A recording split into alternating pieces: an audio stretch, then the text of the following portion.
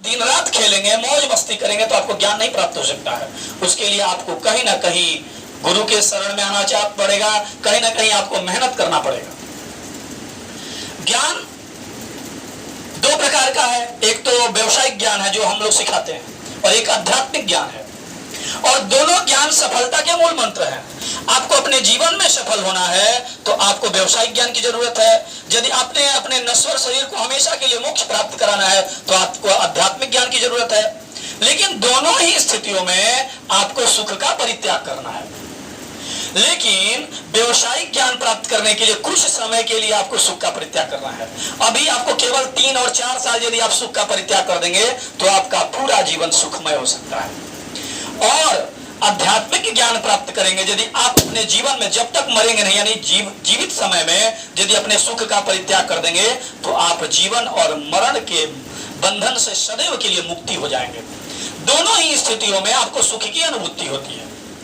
लेकिन हम लोग जो शिक्षा देते हैं वह शिक्षा हमारी ज्ञान की शिक्षा है। तो हम लोगों को केवल 3-4 साल मेहनत करने की जरूरत है।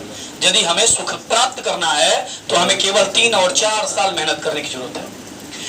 अभी मैंने अपने पिताजी से एक दिन, मेरे पिताजी हेडमास्टर से रिटायर हुए, तो मैंने उनसे पूछा कि आप लोग प्रतिदिन 2 घंटा क्लास लेते हैं, बहुत पहले की बात, 10 साल 15 साल पहले की बात बता रहा हूँ, और 2 करते हैं और कितना पैसा मिल जाता है? तो बोले कि देखो ये पढ़ाने का पैसा नहीं मिलता है, ये पढ़ने का पैसा मिल रहा है। जो हम लोग पढ़े थे उसका ये परिणाम है।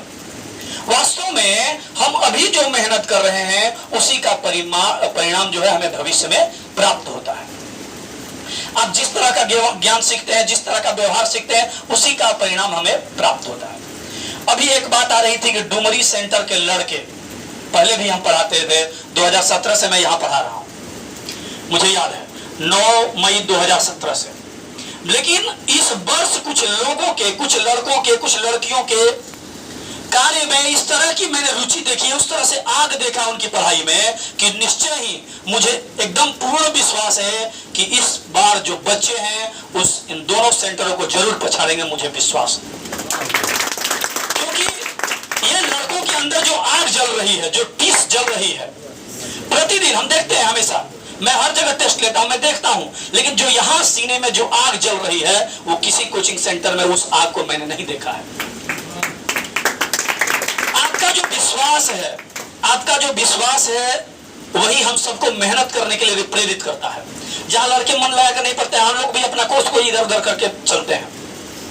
हर साल हमारा सिलेबस चेंज हो जाता है, लड़के अगले साल का नोट्स देखेंगे, बदलता जाता है। लेकिन जब लड़के अच्छे पढ़ने के लिए आते हैं तो उसके लिए हमारा भी ज्ञान हम चाहते हैं कि अधिक से अधिक उसे दें, अधिक से अधिक उसे हम दें, ताकि वो आगे बढ़े और बढ़ करके कहीं भी जाए तो कहे कि नहीं हम पढ़ लिए हैं, ये चीज हमें जानकारी है, I know about this, मैं इसके बारे में जानता हूं। और प्रत्येक व्यक्ति को यह जानना है, कोई भी काम कठिन नहीं होता, उसको करना है। आपके दिमाग में हमेशा चलना चाहिए कि I will be do it, मैं इसे कर सकता हूं। क्यों नहीं कर सकता भाई, सब कर सकते हैं। तो हम सबको करने के लिए हमेशा प्रेरणा लेना चाहिए। जीवन में कुछ करना है तो मन को मारे मत बैठो। जीवन में यदि कुछ करना है, कुछ करके दिखाना है, आपके घर वाले आपके प्रति क्या सोचते हैं कि मेरा लड़का जा रहा है पढ़ने के लिए और पढ़ करके 3-4 साल के बाद मैं एक अमीर व्यक्ति बन जाऊंगा। हर माँ बाप की यही श्रद्धा होती है कि मेरा लड़का जो है एक दिन मेरी सारी समस्याओं को दूर कर देगा। ये लड़के के ऊपर मैं खर्च कर रहा हूं। पिताजी अच्छा पैंट शर्ट नहीं पहनते, लेकिन अपने बच्चे के लिए कहां से लाते हैं। यदि आप सोचेंगे, यदि प्रतिदिन इन्हीं चीजों को सोचें तो आप, मुझे विश्वास है कि आपके अंदर वो आग जलती रहेगी तब तक, जब तक आप सफलता को प्राप्त नहीं कर लेंगे, तब तक। हर गरीब व्यक्ति को, हर गरीब को अपने माता पिता के बारे में जरूर सोचना चाहिए कि मेरे माता पिता कहां से पैसा जुटा करके देते हैं। यदि इस चीज को आप सोच लेंगे, यदि मैं नहीं सोचा होता तो आज आपके सामने मैं भाषण नहीं देता। मैं प्रतिदिन, जब मुझे लगता था कि मैं पिछड़ रहा हूं तो मैं अपने माता पिता की गरीबी को याद करता था और मैं वहीं से आगे बढ़ता था, और 5-7 दिन के अंदर जो लड़के मुझसे आगे निकलते थे उसको मैं पछाड़ करके दिखाता था। यानी आपके अंदर अपने माता पिता की गरीबी को यदि हमेशा याद रखेंगे, यदि हर दिन, हर रात में सोते समय यदि एक बार याद कर ले, तो हमको नहीं उम्मीद है कि, हमें उम्मीद है कि दुनिया का कोई भी व्यक्ति आपको पिछाड़ नहीं सकता, आपके पीछे ही रहेगा, आपसे आगे नहीं निकल सकता।